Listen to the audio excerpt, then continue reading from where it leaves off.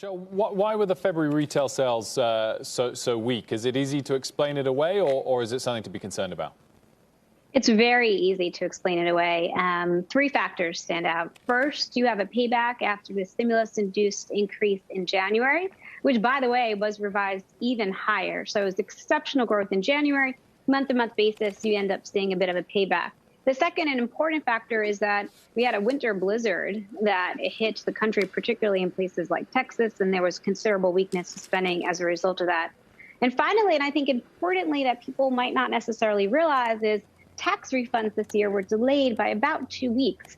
And typically, the low-income consumer receives quite a boost in February as a result of the tax refunds. And that didn't happen this February. It's going to be pushed into March. So as we look ahead, we think we're going to see phenomenal spending in March as stimulus checks kick in, as those tax refunds kick in, and you have a weather reversal.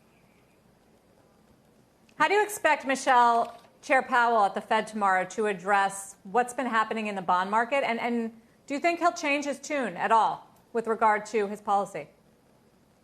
Yeah, so Chair Powell has to strike a very delicate balance. On the one hand, the outlook has become more positive, and he has to allow that to be reflected in his comments. Certainly, the forecast in the SEP will be revised higher, and the risk profile has also changed. When you think about the sentiment throughout last year, it was really concerned about downside risks.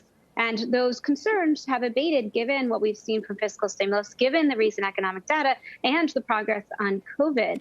At the same time, he doesn't want to come across too hawkish where interest rates spike and you get too much tightening of financial conditions earlier than the Fed would like to achieve. So to me, it's about acknowledging the better data, but also reinforcing the idea that there's asymmetry in the reaction function right now, and that they are trying, quite determined, in fact, to get this inflation overshoot and a broad and complete recovery. Shepard Smith here. Thanks for watching CNBC on YouTube.